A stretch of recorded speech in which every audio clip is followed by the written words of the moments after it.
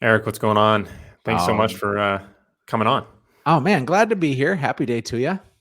Yeah, man, it's a good day. It's a good day, especially when I can get someone like you on the podcast. Always a good day. Oh, flattery will get you everywhere. Yeah. So as we jump into this, I usually get kind of a backstory for the audience Yeah. of where the person is, where they came from and how their business is running today. So if you can give that backstory, that'd be awesome. Then we can dive into, some strategies of where you got to today. You bet. It's been a multi-layered go of it. I got into real estate in 2006 as a part-time agent. And I was full-time in the ministry, working with kids, doing youth ministry and doing some worship leading as well. It was the best job I ever had, except it didn't pay diddly squat. And so I had terrible financial habits and I was trying to start a family. And so it was really complicated. But I did part-time for 5 years. My last couple of years, I was on a real estate team. So that's fairly rare that somebody ends up having their own real estate team if they started on a real estate team. I survey rooms all the time, and it's very, very few folks that have gone from being an agent on a team to actually running a team. But I was one of those rare few.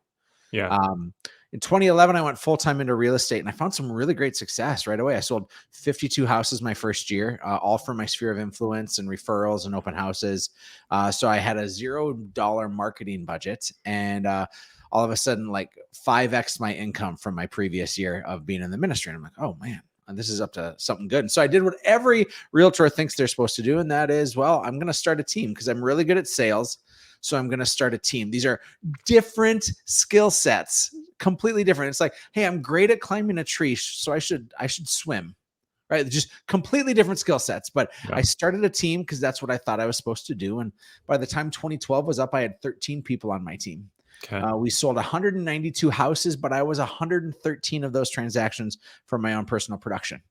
And so I knew how to sell, but I didn't know how to help people figure out how to sell and how to have big lives. Uh, 2013, we kept growing, and then I got kicked out of my brokerage. I was messy, I was sloppy, and I was making all of the people there really frustrated because we were loud and boisterous and doing a lot of things wrong. And so when I got shown the door, I invited my team to come with me, and everybody except for two people said, "Eric, you're the problem. We're staying far. You're the dumpster fire. We're staying far away from you." And so I started over. It was myself and two people. I went to a Rebound Girlfriend brokerage for 9 months. And in 2014, opened up my own brokerage and really focused on like, all right, I got to be great at leading people. I got to be great at growing a team. And I live in Fargo, North Dakota, where the entire two counties that we serve are 250,000 people. So it's not this huge metroplex, but in 2014, we sold 411 homes, and then 500, and then 600. And then in 2020, we sold 866. And in 2021, we sold 1,024. So we had some really big years. In For sure. 2022, we sold 760, and I don't know if we'll crack 450 this year because we grew mightily. We grew huge careers for a number of people. Of course, the market has been down for us like it has been for other people.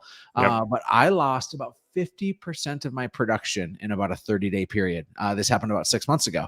And so how am I doing? Well, I'm licking my wounds a little bit. I'm finding a way. I'm pivoting hard, and I'm learning a ton of lessons along the way. Okay, so there's a lot to unpack there. Yeah, I And talk a lot of welcome, no, no, welcome no, to the no. party. You're good. No, no, no. I like it because there's a lot to talk about, especially, people that are either, doing a little bit of dabbling to people that are running teams because you've had it all and you've been able to do that successfully. So let's go back to 2011, because that's not an easy year to do 52 sales. Mm-hmm. So, how did you tackle that market at that time and do 52 sales? As and did you have a couple of agents with you at that time, or No, was it that was just me. just solo? Yeah, Yeah. that was just me. I brought on a part-time college student to help me with some administrative tasks about halfway through the year, but otherwise, and I mean, I was scared to death. Holy cow! I mean, I got Yeah. to pay somebody $10 an hour. How am I ever going to pay for that? And now, at the height, I was $240,000 a month is what I was paying to run my team. Right, so I went from scared of $10 an hour to spending $8,000 a day. just Yeah. wild math. Yes. And so back in 2011, in order to sell 52 houses, you can't, I don't think, just show up without a massive database and expect that kind of success. I Mhm. had the database. I've lived in Fargo my entire life. And Okay. I've through my time at the church, through my involvement in the community, through my attention that I've given to the places that I've gone to school and that sort, I had a lot of mind share. I didn't have any market share, Peter, but I had a lot of mind share. And so my job was to utilize really social media and community events really well. Uh, Okay. I leaned into social media hard and fast, and I was really intentional on telling stories and letting people know what was going on in my life at any given time. And Gotcha. I also, so social media, I think, has two plays. One is look at me. Mhm. And I did that, and I did that loudly, and I still do that because I need to remind people of what I care about and occasionally what I do. Real estate is not the driver. My family, my passions, my faith, those are the drivers that I do the majority of my posts on. But then I'll Mhm. sprinkle in some real estate like the Salt Bay, right? I'll just sprinkle that right in. Yeah. And so hopefully I'll remind some people of what I do. And so I get a lot of referrals and business that comes knocking from that. But the other point of social media is to let other people know that you see them and you care about them. And that for me was what I had as my foundation within real estate or within ministry, right? I was at a large church with over 4,000 members, and I had hundreds of kids in my youth group. And Mhm. how did I make them feel important? Is it wasn't saying, look at me, look at me. My job was to say, I see you, you matter. And Yeah. so I was intentional on direct messaging and posting on people's walls, and then bringing the online stuff that I saw, I would bring it offline and connect with them. I'd call, I'd text, I'd pop by, and I'd be hyper engaged in their life. I Mhm. took that exact same strategy, which gave me success as a youth minister. I took that exact same strategy and I used it for real estate. Yeah. So I would honestly, I'd be on social media for a couple of hours a day being involved in people's lives. And I was never saying, hey, do you want to buy a house? I Yeah. don't know in the history of my time as a realtor, have I ever said, do you know of anybody that's looking to buy, sell, or invest in real estate? Yeah. I've instead said, man, I care about you. And then I've occasionally reminded them that I sell real estate simply by sharing my life with them, not selling anything to them. Yeah. No, that's huge. I mean, because it's a service first mentality, and I think Mhm. that that will go farther than just hey, maybe in a couple of weeks or maybe a couple months you thinking about buying or selling. That only goes so far in any industry. It doesn't matter, real estate, people really sniff out that type of personality and that salesman trait, that's a bad salesman versus one that's adding value throughout the whole process, and Mhm. then maybe doing a little bit of an ask. Right. So like you said, sprinkling in a couple of posts here and there between the massive posts that you do through family, faith, and other Mhm. hobbies that you do along the Right. way. Right. I heard somebody say this. They're like, if you ever watch The Office on NBC before we just all watch it now on Peacock and Netflix and that sort, it was a 30-minute show, but it was actually 22 minutes of programming and 8 minutes of commercials. Hmm. If we dumb that down, it was 75% the show telling the story, and it was 25% of commercials.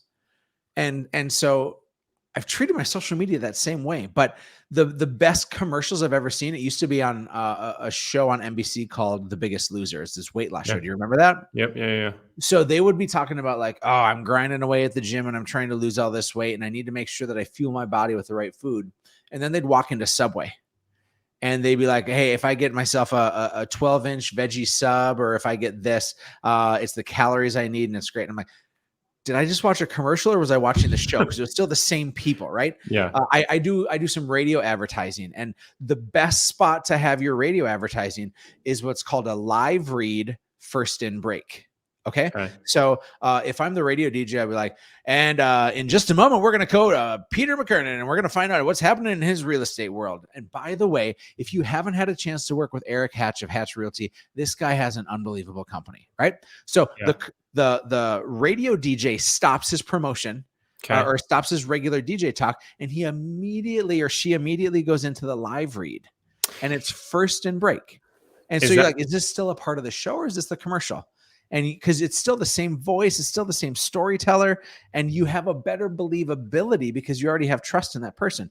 And I treat social media that same way. So those three examples, right? Whether it be the commercial that you're doing, Mm-hmm. whether it be the Subway example where you're actually eating, or the live read, that's what I think is the nuance piece with social media. Is you gently remind people of what you do, and you do so on a 25% basis and sprinkle that in. And if you're the one still telling the story, it feels a lot more authentic. Is that live read more expensive than just running a Way normal? more expensive. Okay, Yeah. that's what I figured. Yeah. Yeah, I haven't heard that before. I run Mhm. radio ads, but I've never heard about live reads. So So live read, first and first thing. break. It's Okay. those two things that get you. And radio for me has been a medium. I have my own radio show, and then I also advertise a couple of times a day. And shoot, I think the live read is probably 4 times as expensive, but it Okay. brings so much more validity. Yeah. No, that's true. I've seen that actually now that you speak of it. When I was looking up radio before I got into doing radio ads, I saw one for a guy that was a big one in Craig Proctor's program. So Sure, sure. uh, So, all right, 2011, you crushed it. Mhm. Led with value, and then you come into building a team, Yeah. and you realized it wasn't what it was in the sense that you didn't have the foundational pieces to apply to those team members that were coming in. What are two takeaways that from a solo agent to an agent running a team that you could say were success points versus the ones that weren't good? Yeah, the biggest takeaway I can possibly give you, and in fact, my partner Robbie and I wrote a book on it recently called "The Perfect Real Estate Agent Blueprint." If it's okay with you, I'll give that book away to everybody in your audience when we're done For here. sure. Yeah. But I'm gonna look at that. I'm gonna hold it so they stick around and listen to the whole Yeah. episode. Uh, here's the aha is I think a lot of times people have the dream of I want to get out of production. Mhm. That's what we're taught. That's what we're told. And we're to go and build this seventh level real estate team, right? The book for all teams is the Millionaire Real Estate Agent book by Gary Keller. And it's a fantastic book. And it was foundational in how I built my business. Yeah. The mistake that I made is I rushed to get out of production. And when I rushed to get out of production, I lost almost all financial stability Okay. because my business was being funded by my own personal production. And so the first thing that I would tell you is you have to get very, very clear. If you're going to try to grow a team, you have to get very, very clear on your numbers. So Okay. let me and we break this down in the Perfect Real Estate Agent Blueprint, but I'll give a quick synopsis here. You need to pay yourself in 3 buckets. The first bucket you pay yourself is you pay yourself a salary. Mhm. So, if you're serving as CEO of your business, if you're working on the business, you need to afford yourself those dollars. So, let's say you're doing $200,000 in GCI. Average commission in the U.S. right now is about $10,000. So this person's selling 20 homes. That's a Yeah. $200,000 top line is a great career. It's Yeah. the only thing that matters is bottom line, by the way, Yes. Peter. Yeah. Top line is the wrong kind of measuring stick, and most of us measure incorrectly. Yeah. So if you're doing that, my guess is you should be paying yourself a salary of $15,000 or $20,000. Nothing that you're going to retire off of or that you're not even going to eat ramen noodles off of, but you need to get yourself into a habit of paying a salary to yourself. Mhm. So the first bucket you pay yourself in is the salary. The second bucket you pay yourself in is you pay yourself a commission just like you would an agent on your team. Okay. And so it's literally taking out of my LLC and paying myself personally. So if I do a deal and it's a $10,000 commission and I'm on a 50-50 split, that's $5,000 for the company and $5,000 for Erik, the personal producer. Mhm. The mistake so many people make is they will leave those dollars, all 10,000 of those dollars in the company budget. And you will make irresponsible decisions with your finances if you're taking your own personal production dollars and using it to fund the business. These are two separate businesses. Okay. The third bucket is your actual profit bucket. This is what's left over after you've paid your bills. And your expenses are 3 things. It's cost of goods sold, or COGS. These are the commissions that you pay. Mhm. That's the first bucket. The second bucket is advertising and lead generation. Mhm. And the third bucket are there's one more bucket. It's cost of goods sold, and then it's three buckets. It's salaries, it's lead generation, and it's other, right? The other is your rent for your office, it's your phone bill, it's your car bill, all those things. So those three buckets, after you pay your cost of goods sold, now you're down to say 50 cents on the dollar, right? Mm-hmm. 50 cents goes to pay commissions. You're now down to 50 cents on the dollar. What's your final profit margin when that's all said and done? I see a lot of people hope for a profit margin, but I don't see many people actually getting that profit margin. And what we recommend is a 20 to 25% margin after you pay salaries, after you pay for lead gen, after you pay for your office and your car and your phone and everything else. Yeah, I mean, and two, it depends on, like you said, depending on the commission structure of, for one, the team, and then two, where you're at in the country. I mean, what's your normal average price point for you guys? $300,000. Our average commission is just under 8,000. Okay, so yeah, you guys are lower than us because Mhm. California's a little bit different of a Yeah, beast. just a tish Yeah, different. yeah, yeah, I'm just a super little bit. happy for you. Yeah. So, that being said, if you're going into it, are you putting your business together right away, or are you running a couple through your actual sole proprietor and then switching over? Because if I'm Eric and I'm 23 years old and I'm like, I don't know what I'm going to do. Oh, now I'm going to be a real estate agent, got my license. I'm going to go run off and, start selling some homes and then going to a team. When do you make that transition? Because I understand what you're saying, but when do you make that transition and when do you start counting those dollars outside of, doing your own counting? Yeah, if you're an agent on a team, everything I just said probably doesn't play for you. Mm, But if you're looking to start a team, or if you're a solo agent and you want to make sure you're great with your numbers, I think everybody should be paying themselves a salary in this business, yes. because we ride the emotional roller coaster, and that foregoes our fiduciary responsibility that we have for our clients when we are emotionally attached to the outcome. Hmm. And so my encouragement is everybody needs to get 4 to 6 months of cash in their savings account, and then you start paying yourself a salary on that.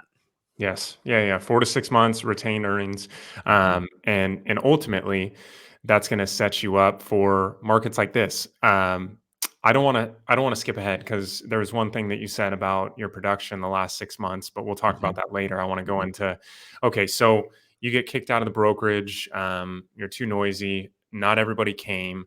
What are some takeaways from there as you left, re-engaged, and started off again, if you Yeah. will? Yeah. I learned more lessons through that failure than I have through any of my successes. And so right now I'm in learning territory right now because I'm in the middle of failure again. And although Yeah. I hate the pain that it is, I love the gain that comes from it. So I'm confident of this, is that if you blame, you don't grow. And there was about 2 days in which I was blaming the brokerage I was at and the mistakes that they made at casting stones. And then when I got my head above water, I'm like, okay, the only thing I can do is to figure out how I can get better, what Hmm. I can do. And so I got really diligent on making sure that, and I knew how to sell houses. That was easy for me, was selling houses. I needed to figure out, what do I need to do to be a great leader? Because I felt called to lead a team, not just I wanted to lead a team. I felt called to lead a team. And so I recognized that I had to give them my everything. I create what's called a pyramid of priorities. And at the base of the pyramid is God, family, and self, the three things that matter the most in my life. And I think in anyone else's. And we so quickly lose those when we are chasing things that really don't matter. Yes. But I Yeah. made sure that God, family, and self were at the base of my pyramid. Right above that was my team.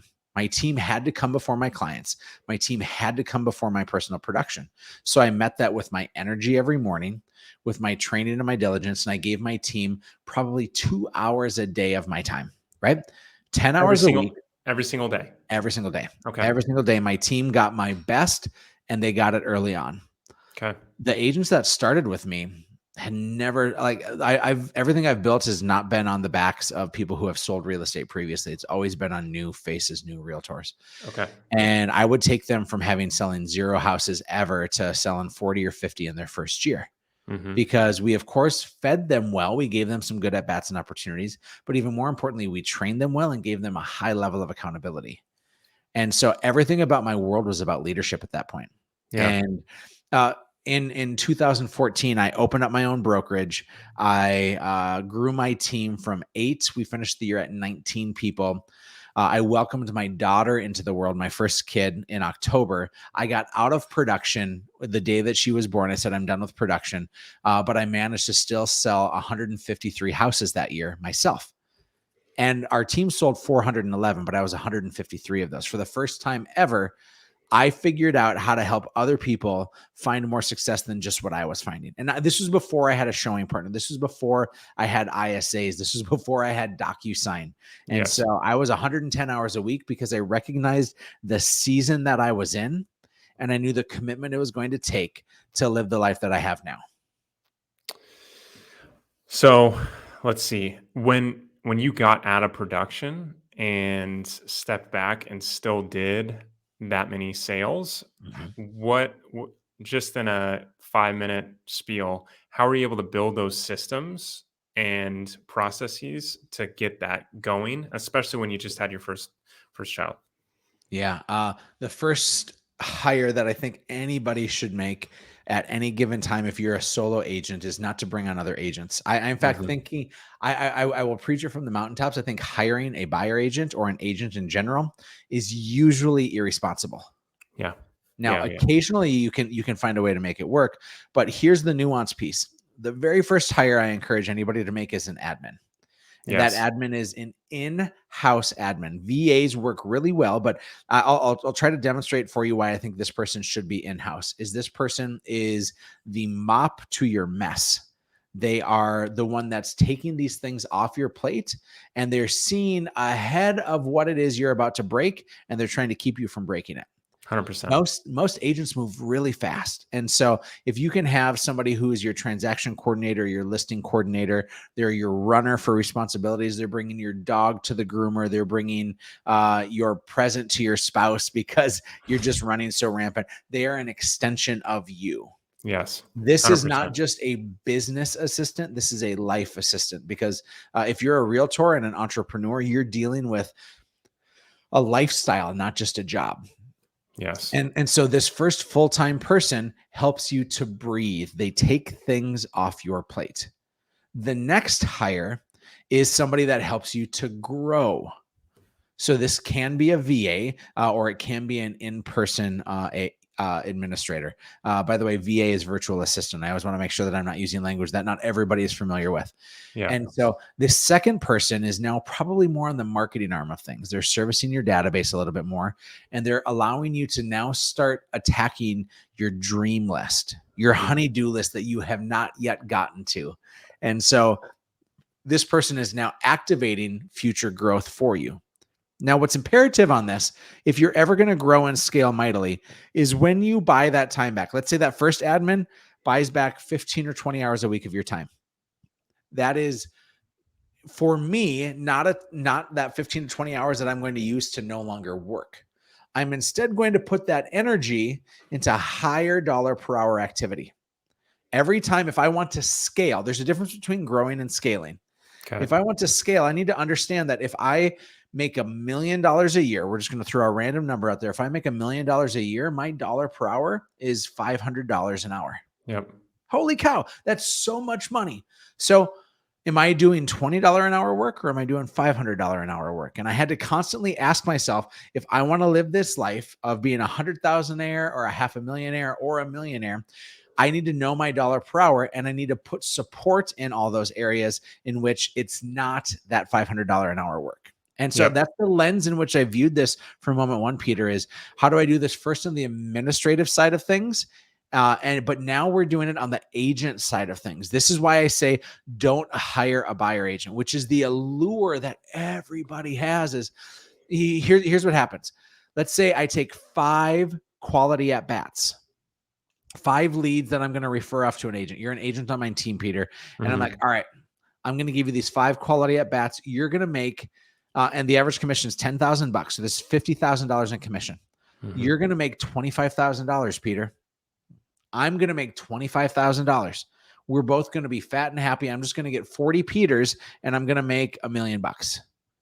That's what almost everybody says when they're starting a real estate team is this is going to be so easy. I'm just going to scale it. But let's be honest. You're not going to close as a new agent. You're not going to close all 5 of these. No. And you're not going to close 4 and you're not going to close 3. If we're lucky, you're going to close 2. Yes. Yeah, yeah. And so now you're going to make 10 grand and I'm going to make 10 grand. But let's put that in another phrasing. I just lost 40 grand. I didn't make 10. I lost 40. That's how my mindset works. And so when I look at this, I say, okay, there's got to be a better way. How infomercially is that? Is there's got to be a better way, but there is a better way. And it's not to hire a new agent. And it's not even to hire an experienced agent. It's to hire a licensed agent who's going to be your agent partner. Yeah. A showing partner, right? This one move changes everything because number one, we put this person on a salary. Okay. And here's why we put this person on a salary is because if you think of who it is that can actually qualify to be a realtor that works full-time on commission, it's one of 5 people. They have a sugar daddy or sugar mama. They have a trust fund. Mhm. They have a part-time job. Yes. They have terrible financial habits, or they have savings for 6 months that they know they can jump in and roll the dice for 6 months. And I none of those, except for the last one, breed a high amount of trust for me in this. Or they're younger. I will say Uh-huh. there's a 6th one. They're younger and they're living at mom and dad's house still. They So sure sugar are. daddy, maybe sugar Yeah, daddy. yeah. They don't have savings, but they have a creepy basement that they're living in. Yeah, Yeah. yeah, yeah. Playing some video games between showings. Right. And so you take that, Peter, and you look at it and you're like, man, can we open up this talent pool? Because how Yeah. many baristas and bartenders and retail workers and teachers and nurses would be fantastic realtors, but they can't jump into a full-time commission job? Mhm. And so we're changing the landscape of why do 87% of people fail in this industry? It's because we put people in the wrong seat at the wrong time. We put the wrong people in the wrong seat. Yes. Let's change the seat and change the people. Does Yeah, that make sense? 100%. Yep. Yeah, yeah. Okay. Makes 100% sense. Now, as we go through it, then, so they win because they're able to jump into real estate that they could never have jumped in before. Mhm. The client's going to win because you're now giving that client 2 for the price of 1. Yep. This person is the nurse to your doctor. They are the extension of you that's doing the showings, the nurturing, the caring for. They're running around town. They're sharpening their sword and getting their MBA in real estate while working underneath you. Well, you're 100%. still navigating the contracts. You're still 100%. dealing with the things that our skill set says is $500 an hour work and not $20 an hour work. Yes. And so the client gets a better experience. But let's go back to that math. Remember, I said 5 out of 5 is what I could close. But if I Yeah. give them to the new agent, they're going to close 2 out of 5. Yep. Well, if I still hang on to those deals, I'm going to close all 5. And let's say it takes 2 months for me to close all 5 of those. Here's the math is let's say I'm paying that showing partner $3,000 a month. And then I even give them some bonuses. It's going to Mhm. cost me 10 grand to have them help me close 5 deals. So I just kept 40. I kept $40,000, but I lived the American dream. The American dream is I want to make more and work less. Yeah. I'm literally living that out loud by simply saying, I'm going to treat this like a business and I'm going to hire an employee and I'm going to hold them accountable to what it is because independent contractors are god awful at Mhm. executing things. The whole reason why Robbie and I wrote this book, The Perfect Real Estate Agent Blueprint, is because the model is broken right now. And we're trying Yes. to preach it from the mountaintops, and we're giving the book away for free because we want people to know that there is a better way to do this game. If you want to grow a big business and have a big life, don't make the mistakes I made of growing something really large. Instead, grow a micro team instead of a mega team, and you'll make more money in less time. You'll give better service to everybody, and you're going to set that next realtor up for better success. Okay, so micro team in the sense that actually building, like you just said, so building a showing partner And Admin, then admin, showing partner. It's okay. a foursome. If you get really big, you bring on a showing partner for your showing partner. It's a fivesome. That's Okay. it. Okay. And, That's and a that's $1 million business, Peter. yeah. That's $1 Yeah. million business in Fargo. That's a $2 million business in California. Yeah. Yeah. So all right, let's go. So you're paving the way here, right? We're moving along each year. You start getting better and better at team lead and being able to lead those players into top performers. So you guys go and blow up. You guys continue to progress, and then recently you hit a wall, right? So Mhm. talk to me about that wall. Talk to me about mindset adjustment and change and where you're at today. So 6 months ago, you said you dropped off production and now you're probably going to close 450ish, that's not a finger to, or you can't shake your finger at that. Yeah. That's a Yeah. solid amount. That's like, the top 1% of 1% of agents. So even if you're doing 700 and you go to 450, granted, that's a reduced amount. However, 450 out of the scale of all the agents across, I think the average does 5 to 10 Mhm. transactions, a Mhm. year. So, and granted, there's 1.5 million ish that are in the market today, licensed realtors, and they could be, licensed and working as an attorney and stuff like that. So, Right. talk to Right. me Right. about the mindset shift on that. So in November, I got gutted, and it was mostly my fault. Right. Again, if I blame, I'm never going to grow. So I have to live in the mistakes that I made. And we had grown a really big business. Again, the year prior, we had sold 1,024 homes, and it's just unreal.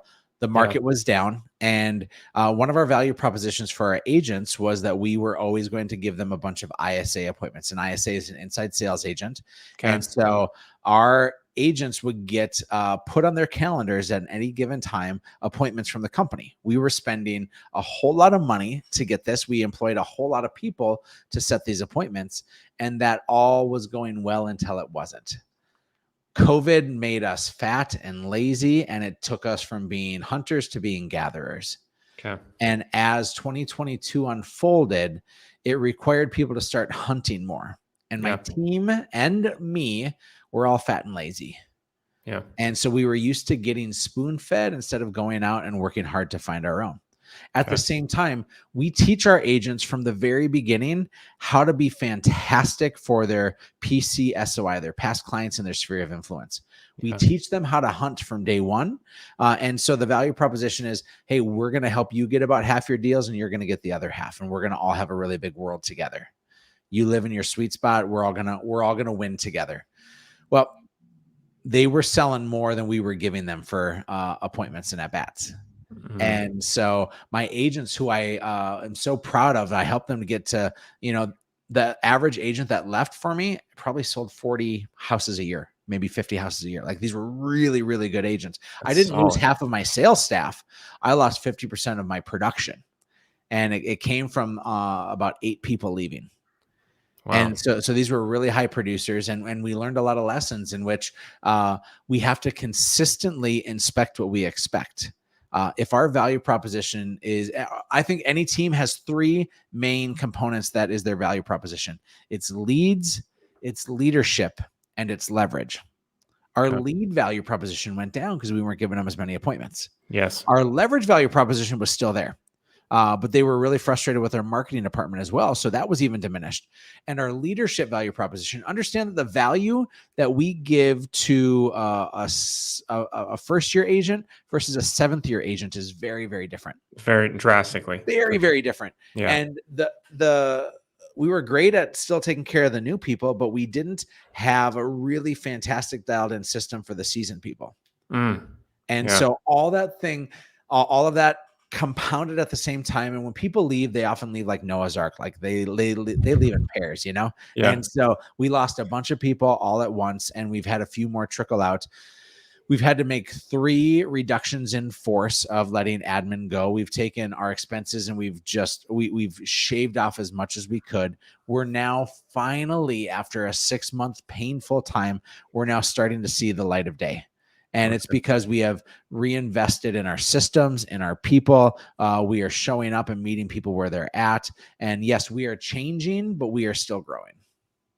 Well, that's huge. I mean, uh, to take a look at it, and obviously, I think in any part of the country, and Eric, I'm preaching the choir here, but any part of the country in real estate, as you see across, platforms like, Open Door and all these other iBuyers and stuff like that, they're taking a huge hit too, because not only did we not expect the feds to, increase rates and everything else, and I'm not blaming, I'm just talking about how the market changed so drastically.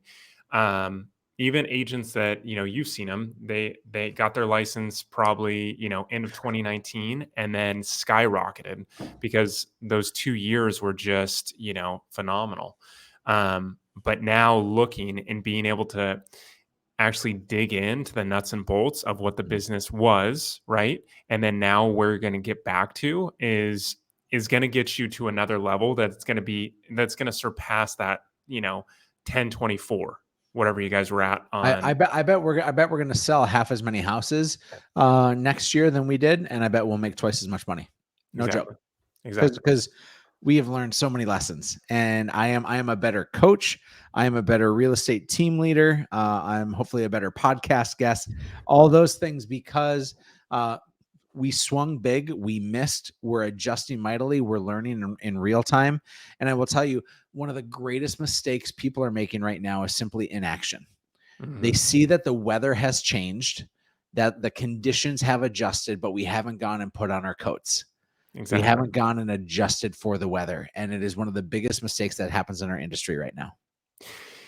Yeah, for sure. And then, those people they don't adjust, or they do adjust, but their adjustment is to go work a part-time job, or, Yeah. a W-2, which, some people's situations maybe calls for that. But that being said, those are the times that you got to dig in and look at under the hood, and see where, the deficiencies are, and actually Mhm. come out on top. Mhm. I remember when COVID first hit in March and April of 2020, my partner Robbie and I took it on ourselves. We said, well, because our coaching company, we lost 40% of our users in that first week. And then we Hmm. gave everybody else a 50% discount. So we were operating on 30 cents on the dollar like that. Yeah. And we said, well, what are we going to do? And we said, well, we gotta just try to be the light in this and give as much possible value to hopefully have it come back to us. And it did tenfold. But what we did is we committed to saying to people, listen, right now you're going to have to work twice as hard to get half as much. Yep. And while were we and everybody else wrong about COVID, we thought that COVID would be the death of the real estate industry and it would have been the market crash again. And it wasn't that, it was the acceleration of. But now we're sputtering because inventory issues, governmental issues, inflation issues, all of these things make our job way more difficult. And I Yeah. will say now what I said 3 years ago, and that is we have to double down on our efforts to get half the results. Yeah. That is still the case. I'm not telling you to work more hours. People will listen to this and be like, I don't have any more time to give. I have Yeah. these other commitments. I'm talking about the intensity in which we work. I'm Yep. talking about eliminating every last distraction. And I'm talking about working like you're about to go on vacation. Because if Hmm. you bring that kind of energy to the table consistently over time, it is going to unleash a whole bunch of things for you. Uh, 100%. so you don't need to work more hours. You just need to work with the right hours and be consistent with your time. Yeah, yeah, yeah. Well, what would you say to someone that, went through what you went through, maybe on a smaller scale, bigger scale, whatever type of scale you're looking at, and say, a couple of key pieces to get them to the next level Yeah. outside of what you said. I think we have to make change quickly. I waited for the weather to change instead of going to get in my coat.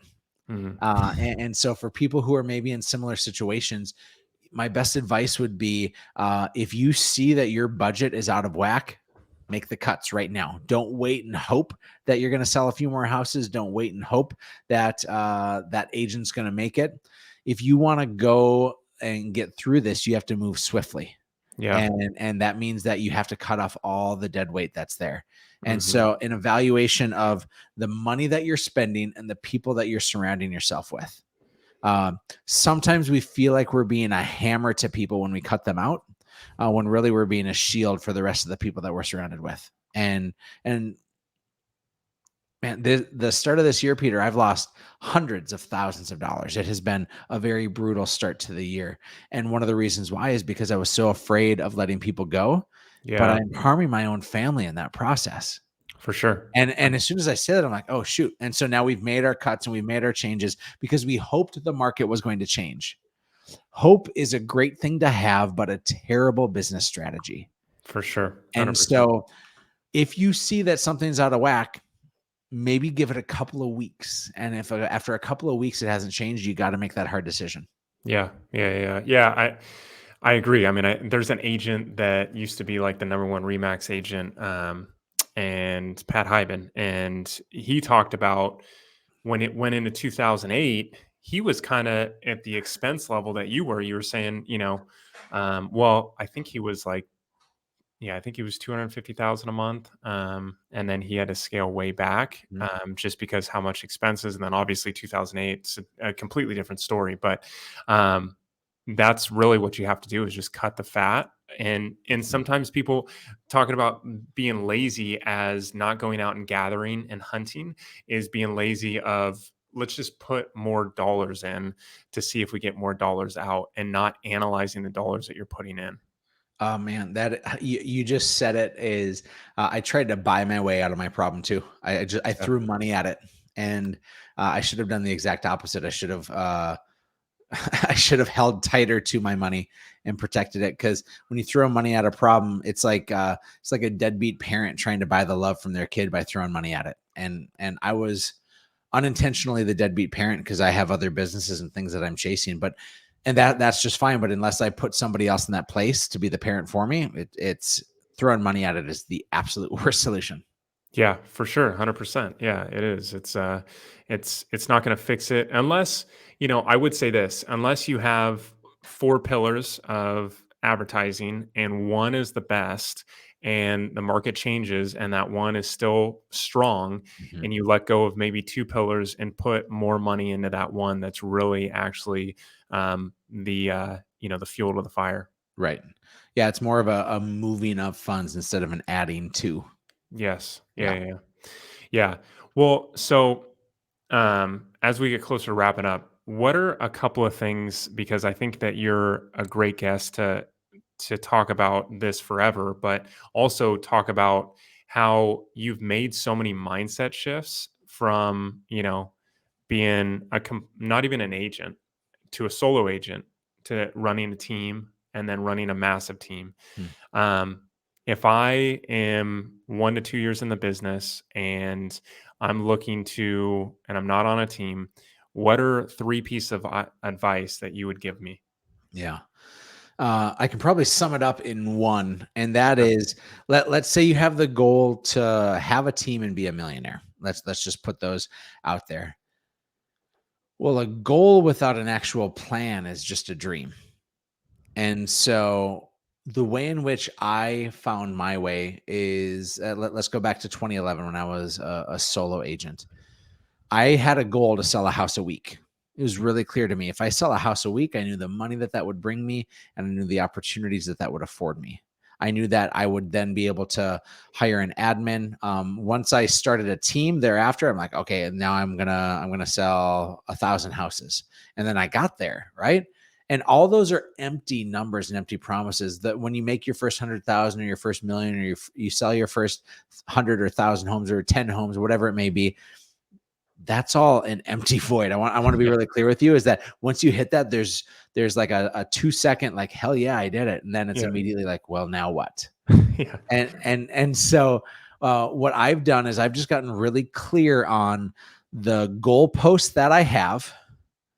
And there's different games we play and different seasons that we play. So I get clear on the goalposts that I have, and then who I need to be each day in order to reach that goalpost. Okay. A very simple thing. So if I know I want to sell 52 houses in a year, I knew how many contacts I needed to make on social media, not because I had an equation. Yeah. But I saw the momentum that was coming, so I just stayed on it. I said, "All right, I'm connecting with a minimum of 20 people a day on social media, and I have more work than I can deal with right now. So this is obviously working, and I have to make sure that I always honor the commitment of my couple of hours a day on social media." And I'm not talking this kind of social media. I'm talking this kind of social media, Yeah. not the scroll, but the give and take value from.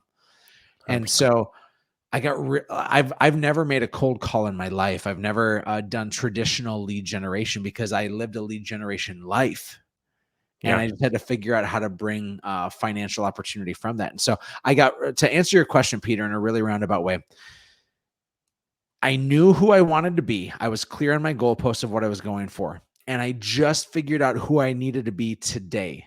Mm. I said, how do I win the day? In fact, it wasn't even winning the day, it was winning the morning because I did all the hard stuff in the morning. I would role play every day with my team. Okay. And then we would lead generate, and then we would lead follow up. And that 2.5 hour commitment of everything I just said was 8:30 to 11 every day. We stuck to that 2.5 hour commitment, and I and all the agents on my team found success like we never thought before. So if Yeah. you want big things in your life, you have to do small things really well. And 100%. I figured out how do I win the day, and my lead generation. I knew what worked, and instead of me trying to go to open houses one day and then door knock the next day and then cold call the next day, I just said I'm going to master my sphere, and that's going to be the area and the pillar. And by the way, that's the only pillar that I think stands on its own. Yeah. Your past clients in your sphere of influence is the only pillar that you can count on. Everything else is renting your business. That's the only business that you own. Yep. Yeah. No, that is true and true for sure, because you've had people that you go to the gym with and you've done hard workouts to people that, you've grown up with at the church to people that you literally grew up with throughout, elementary, high school, Right, right, right. middle school. So all that said, you're building that rapport with that person over years that you really never figured that they would come and ask you to buy or sell a home. So, okay, Eric. So a couple of last questions. One book that you recommend. I know you got a book there, so you can say two. I know that's going to be one of them. You bet. So the book I'll first recommend is The Perfect Real Estate Agent Blueprint. And here's how you get it for free. We just ask that you pay shipping and handling. Find me on Instagram. It's Real Erik Hatch, ERIK, Real Erik Hatch. Find me on Instagram. And you have to DM me just one word, one simple word only, and that's the word blueprint. So find me on Instagram at Real Erik Hatch and DM me the one word blueprint. The AI will take over, give you all the instructions on how you can get that book. Okay. That book is a literal blueprint. Obviously, we put it in the title, but it's the blueprint of all the X's and O's of this business. The Nice. other piece that I think is so important for people is a mindset piece. Okay. And the mindset piece for me is right now it's who, not how. Yep. It's one of my favorite books. It's called Who Not How. And I think a lot of times people are trying to figure out what is the move that they're going to make to unlock their next level of success. And almost every time it's a who, it's not a Mhm. how. This is a Exactly. relationship life. It's a relationship business. And you will benefit so much better if you can find out great partnerships to have. Yeah, I agree. Yeah, Who Not How. That's a great book. Ben Hardy and Dan Sullivan. That Mhm. one's good. Okay. Let's see. If you had, or since you run the business, what's one app or online resource that you're using that's making you guys more efficient? Marco Polo. So Marco Polo is a Been a long time. video texting app. It's like Snapchat, but for adults. Okay.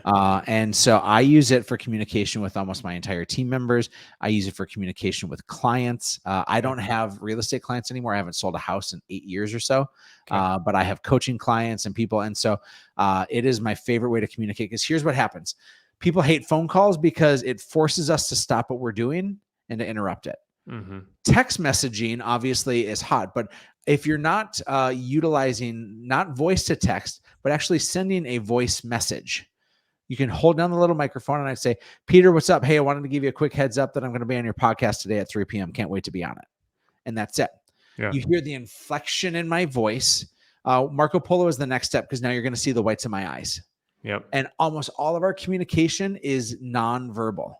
And yet we are in text messaging, which is always misinterpreted, and emails, which is always misinterpreted. We're forcing ourselves to communicate improperly. So in the very least, start using your voice messaging with your iPhone or your Android. But even better is use the Marco Polo app and send video messages back and forth to people. It doesn't delete like Snapchat does, it archives it. And so it ends up being a really great communication tool. Yeah, I heard about that a long time ago. I've never used it, but I'll look into that. Let's see, real quick. This is a random bonus question, but what CRM do you guys use? We use and swear by Sierra Interactive. Okay. It has been massively great for us. We've even built out some ways in which to put your lead follow up on autopilot. So we have something there called Hatch Messaging and Hatch Systems. Mhm. And I put my name on everything. Go figure. Yeah. So does Colonel Sanders. Yeah. And so within that, people are able to take, if they are purchasing leads, it is essentially about 85% of what our ISAs do. We're able to give that to other people just on a monthly service. So Nice. quick little plug there, but Sierra Interactive has been really fabulous for us. Nice. Okay. And where can people find out more about you? Easiest way to find me is on social media channels. Again, it's Erik with a K Hatch.